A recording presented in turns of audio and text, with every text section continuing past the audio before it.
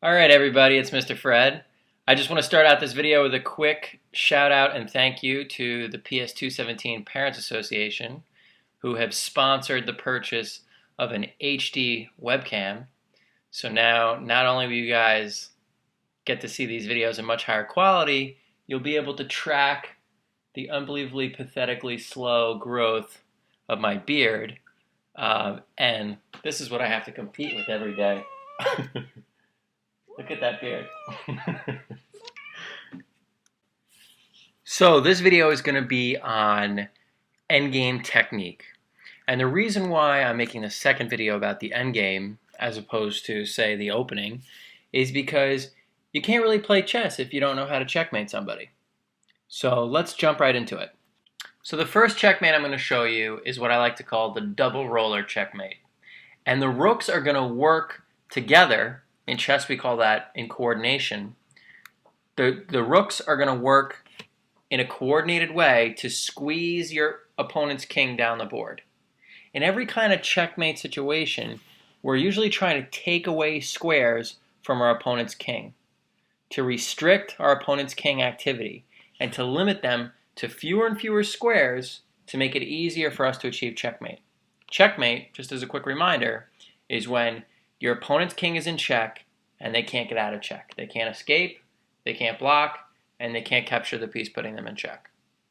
So how are we going to take away squares from our opponent's king when we have two rooks? I'm going to show you. So first I'm going to play rook g3. Now the reason I'm moving the rook to the third rank to cut the king off. The king is now restricted to the 4th, 5th, 6th, 7th, and 8th ranks. He can no longer reach the third rank or anything below that. He needs to move either side to side or backward. So we've already limited him to this box. And we're going to make this box smaller and smaller.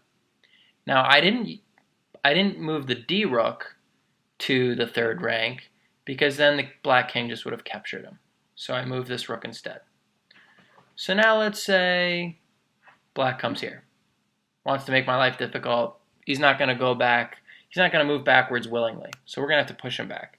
So now I'm going to use my other rook to cut off, I'm going to use my other rook to cut off the 4th rank. And now we start to see how the rooks are coordinated. They're going to march down the board kind of like this, like a step ladder, in order to achieve checkmate. So now the black king, let's say it moves to c5. So this is a smart move for black because at least it's giving white a small problem. It's threatening this rook. So I need to take a break from my normal plan. My normal plan would just be to move this rook to g5 and cut off another rank. But if I were to do that, chop. The black king would capture the rook on d4. So instead, I'm just going to move it as far out of the way as possible. I'm going to swing it all the way to h4. And now let's say the king starts marching towards the rooks again. This rook is going to move up, and now it's cutting off the 5th rank. And the black king, remember, can never move down because the other rook's backing him up. He's cutting off the 4th rank. So now these two ranks are cut off, and the black king is forced to go backwards again. And once again, we're going to send him back. So now he's forced to go to the 7th rank because the 6th rank is unavailable to him, and so is the 5th rank. Now, again, black does a smart move. He comes here. Now, if I continued with my normal plan and just played rook g7, I'd lose my rook. It's unprotected. The black king would capture it. So instead, I'm going to swing it all the way over here to a5. Again, as far away from the king as possible.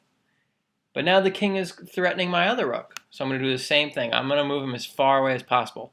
Now, I'm actually moving him one square less than far away as possible because I don't want to block this rook.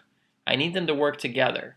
So they need to give one another space to march side by side down the board. So I'm going to put him here. Now let's say the black king comes back to the rooks. This rook is going to move up and cuts off the 7th rank. King moves up again. Checkmate. So the double roller checkmate doesn't necessarily have to involve your king. But in most endgame situations, your king turns into an offensive piece. we want to what's called activate the king, which is another way of saying get the king involved. So the rest of the checkmates I'm going to show you all involve your king. So the next checkmate I'm going to show you is a little bit more difficult. It's when you have a king and a queen versus a king. But the ideas are the same. The only main difference is, like I just mentioned, as in most endgame situations, your king has to be very involved, and it has to play an offensive role. But what's similar is that the queen, just like the rooks did, is going to squeeze the black king into a smaller and smaller space. We're going to form a box around him and shrink that box. So first I'm going to show you the slower method. So first I'm going to move my queen to g3, and now this is the box that created. Now let's say the king moves here. Well, I just follow him and I shrink the box further. Now the box has shrunk a little bit. Let's say the black king comes here. Well, then I'm going to move here. And now the box is shrinking further. Let's say the black king moves backwards, making it a little bit easier for me. I'm going to chase him. And now the box shrinks further. Let's go to the side. I follow. The box is shrinking. Further. Further. Now he's forced here. I come here. You see how I'm making this box smaller and smaller and smaller? He comes here. I come here. He's forced to b8. Now, here's where it gets tricky. If I were to just bring my king all the way to b6, I could stalemate him. If my king was on b6 right at this very moment, it would be a stalemate.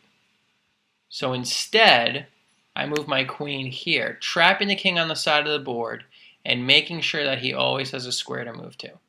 So now the black king is trapped between these two squares, and he's going to move back and forth. And while he does that, my king is going to march in for the checkmate and deliver the bear hug. So now we have actually 3 different checkmates. The queen could come here. That's not a bear hug, though. This is a bear hug, and this is a bear hug. Checkmate. So now I'm going to show you the faster method. So in the faster method, you use your king right from the beginning. And the rule of thumb is you always move your king if there's more than one space between your king and your opponent's king. So if right now, for example, there's more than one space, so I move my king closer to the opponent. Let's say he comes here. Well, now it's basically one space removed, so I'm moving my queen instead. Now let's say the black king comes here. Again, the white king is one space removed, so I'm going to use my queen. Black king moves up. Now I'm more than one space removed with my king, so I move in my king. Let's say the black king moves back. Again, I'm going to use the king. Get him as close as possible. Let's say the black king moves over. Now this one's a little, if you're trying to be super efficient, really fast, I think this is probably the best move. Check. Because the king is cutting off his ability to retreat onto the 5th rank. So this cuts off the most squares possible. So let's say he comes here. And I move with my king because I'm more than one space removed again. Let's say he just tucks over. Well, then I come in with a check. Let's say he moves back. Now I got to start to be careful. If I come here, it's stalemate. So instead, I'm actually, to be honest, I'm not sure if this is the fastest way possible, but it's not really worth calculating in my opinion. I'm just going to move my queen here and start trapping him on the side. And now I'm moving my king. And now no matter where he goes, if he comes here or he comes here, I'm going to be able to deliver checkmate. So the last checkmate I'm going to show you involves a king and a rook. And now this is probably the trickiest of all, at least of the ones that I've shown you so far. So first I'm going to move up my rook, cutting the king off from the 3rd rank. It's the same idea. We're going to squeeze the king, and we have to make sure that we're using our king in order to do it. So let's say the king moves closer to attack my rook. I move up my king. He moves over. I move my king over. He moves over. I move my rook over, shrinking the box. So whenever I have the opportunity to shrink the box with my rook, I'm going to do it. And whenever I don't have that opportunity, I'm going to move my king closer. So I'll move my king closer. Don't have the opportunity to shrink. So I'm going to move my king. He moves his king. Shrink. And I have an opportunity to shrink again. I'm going to shrink again. Now I don't have an opportunity to shrink. If I come here, he takes my rook. If I come here, he just moves down. So I move my king in. Again, no opportunity to really shrink. If I come here, he can just move to e6. He can run away this way. I want to keep him in this box. This is the box I've chosen. So move my king over. Move my rook over. Move my rook again. Now, no opportunity to shrink, so I move in my king, which just got replaced with a bishop. Go figure.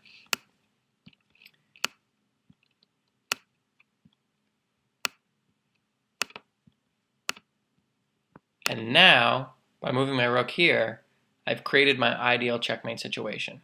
He's trapped on the back rank, and he only has 2 squares to move. The same thing we did with the queen. And now while he does that, we move the king into position. Checkmate. So I move the king over here to prevent him from being able to move up out of the check. So we trap him in the corner just like that. So now you know all the basic checkmates.